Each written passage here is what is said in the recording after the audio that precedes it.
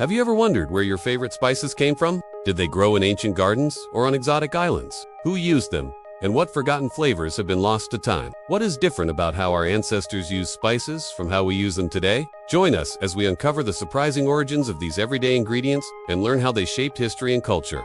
My love for cooking began with a simple spice, cumin, but what I didn't realize was the incredible journey the spice had taken. Long before it filled modern spice racks, cumin, a humble, earthy seed, was shaping empires, flavoring rituals, and stitching invisible threads between cultures, oceans apart. Cumin was born in the cradle of civilization in the ancient lands of Mesopotamia and Egypt thousands of years ago. Amid clay tablets and Nile floods, the seed was more than flavor.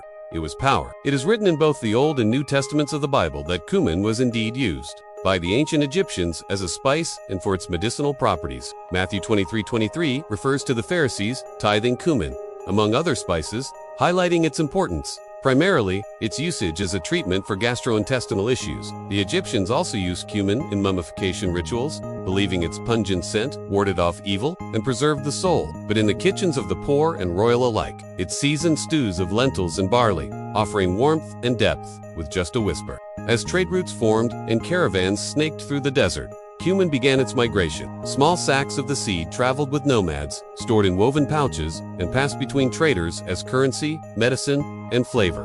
The Romans also adored cumin, and not just for its taste, but for its symbolism. Cumin came to represent greed and self-interest. Strangely enough, the miserly Roman Marcus Aurelius was said to be more cumin than Caesar, a reference to the spice's concentrated power. But Roman cooks didn't mind. They ground it into cheese sauces and fish marinades, and even baked it into bread loaves sent to soldiers.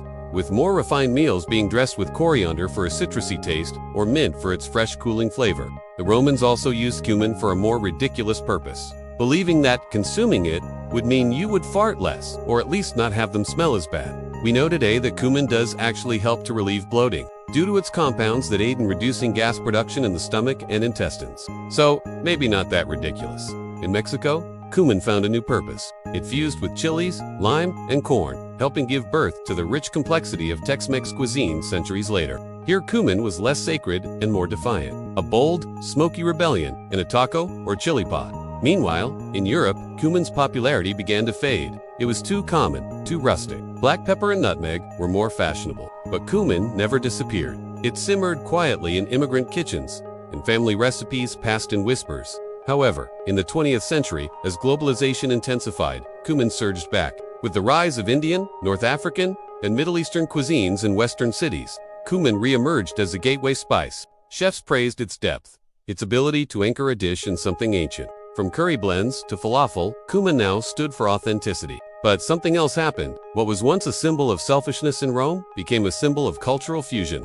In today's modern fusion dishes, tacos with curry aioli, ramen with cumin lamb, it bridges worlds. Studies even show that the aroma of cumin can enhance memory, calming the nervous system. And some scholars argue that cumin's role in trade helped shape early ideas of cultural exchange. Long before the Silk Road was named, perhaps no single ingredient captures the story of food like cumin does. A seed that once mummified kings, crossed empires, spiced revolutions, and now binds our shared plates. So next time you sprinkle cumin into a pan, pause. You're not just seasoning food, you're summoning the story of us all. Thank you for joining us on the journey, uncovering the history of our favorite spices. Join us next week as we continue our journey and look at the history of black pepper and where it came from. Like and subscribe for more fun foodie facts, and click the notification bell to see when we upload a new video. Thanks again for joining us. We'll see you next week.